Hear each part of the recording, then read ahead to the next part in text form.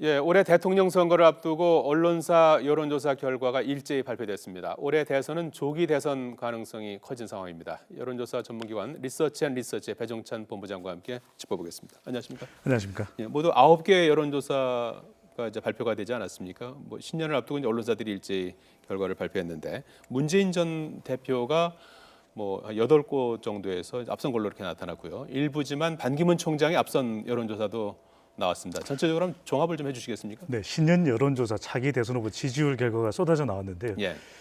결과를 보면 여소 야대로 나왔습니다. 예. 이 야권 후보들이 약진하는 그런 여론조사 결과가 나타났는데요. 예. 문재인 전 대표는 이 지지층이 견고한 것으로 콘크리트 지지층이 있는 것으로 나타났고요. 예. 어떤 조사에서도 20% 내외에 1위를 거의 달리는 결과가 나타났고요. 반기문 유엔 사무총장은 보수 진영 예. 또 여권 쪽 후보로 지금 인식이 되고 있는데요. 여권 쪽 후보로 인식되고 있는 반 총장이 대체적으로 모든 조사에서 2위로 나타났습니다. 이 야권 후보들의 약진은 반기문 이 국외에 있는 국내 정치권이 아닌 반 총장이 보수 진영의 후보로서는 유일하게 탑5 안에 올라 있는 상태고요. 나머지 후보들은 모두 다 야권 후보라는 점, 이 점이 두드러진 이 신년 여론조사의 결과였습니다. 예. 앞으로 보수 진영의 후보들이 얼마나 경쟁력을 가져가는 것도 지켜볼 부분인데 또 하나의 특징은 탄핵 국면의 바람을 타고 이재명 성남시장이 거의 모든 조사에서 3위권 정도를 기록하는 경쟁력, 약진하는 모습을 보여주었습니다. 예. 문재인 전 대표는 새해 첫날을 호남에서 보내지 않았습니까? 그동안에 문 전 대표의 호남 민심이 등을 돌린 것은 아니냐 이런 평가가 있었는데 이번 여론조사에서는 어떻게 나타난 것 같습니까? 호남 없이는 야권 후보의 대선 당선은 없다 이런 이야기도 있을 정도로 호남에 대한 그 공을 들이는 모습인데요. 예. 특히 호남은 탄핵 국면에서 보다 더 분명한 입장을 취했던 것으로 보여진 이 더불어민주당, 물론 국민의당에서도 호남의 기반을 가지고 있습니다만은 대선 후보로만 놓고 보면은 문 전 대표가 탄핵 과정에서 지지율을 끌어올리면서 호남에서 총선 직후에 상당히 내몰렸던 입장에서 안철수 전 대표 그리고 이재명 시장과 경쟁하면서 조금은 앞서가는 모습을 보였고요. 안철수 전 대표가 호남 지역에서 주춤하는 상황 속에서 이재명 성남시장이 또 호남 치고 올라오는 그런 지지율을 예. 나타냈습니다. 예.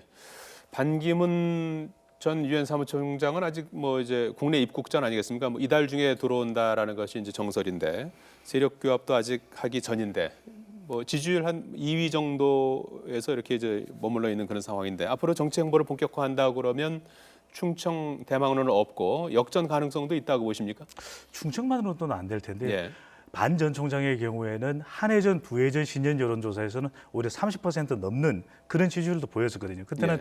아직까지 박근혜 대통령의 지지율이 살아있을 때였고 그리고 지금의 보수 정당도 새누리당이 대표하고 있는 상황이었는데 지금의 경우에는 박 대통령의 지지 기반이 무너졌고 또 한 축으로는 보수 정당이 양쪽으로 두 쪽으로 갈라져 있는 상태이기 때문에 이 지역 기반 충청으로는 미흡할 수 있습니다. 그렇다면 예. 반 전 총장으로서는 앞으로 수개월 내, 그것이 아마 1, 2개월 내에 이 보수층을 결집할 수 있고 그리고 이 보수 정당 양쪽의 지지층들을 모두 흡수할 수 있을 정도의 예. 이 폭발적인 그런 영향력을 보여주어야만 이 충청 대망론을 넘어선 당선 가능성이 근접하는 경쟁력을 가질 수 있을 것으로 분석됩니다. 예.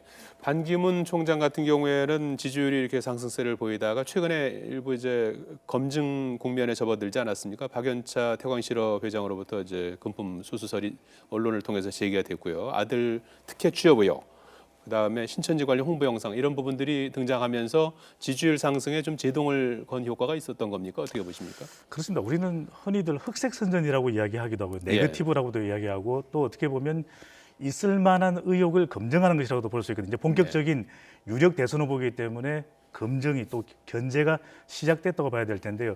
이런 부분에서 얼마만큼 이러한 걸림돌, 발목을 잡을 수 있는 흑색 선전일 수도 있고 예. 또는 의혹을 검증받아야 되는 부분을 뛰어넘는 것이 중요하거든요. 그러기 위해서는 이전까지 외교 무대에 익숙했던 반 전 총장이 얼마만큼 국내 정치에 이런 민감한 현안들에 대해서 제대로 또 본인 개인의 의혹까지 충분히 대응해내느냐가 중요할 수밖에 없는 부분이고요.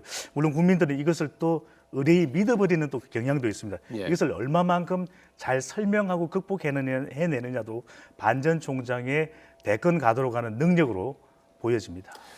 그런가 하면 절대로 뽑지 않겠다고 생각한 후보, 이 비호감도 조사에서도 이 반기문 문재인 후보가 상위를 차지하지 않았습니까? 이건 어떤 의미가 있는 겁니까?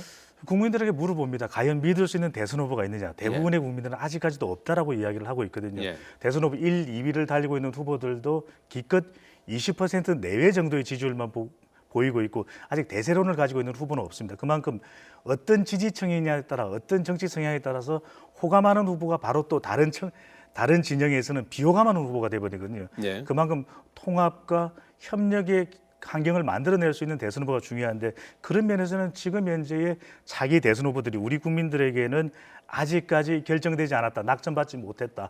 그만큼 차기 대선 후보 가뭄론이라고 할 수도 있는데 그만큼 앞으로의 정치 지형이 어떻게 전개되느냐에 따라서 우리가 예상치 못했던 후보가 더 많은 기회와 반등의 네. 반전을 거듭할 것으로 보여집니다. 예.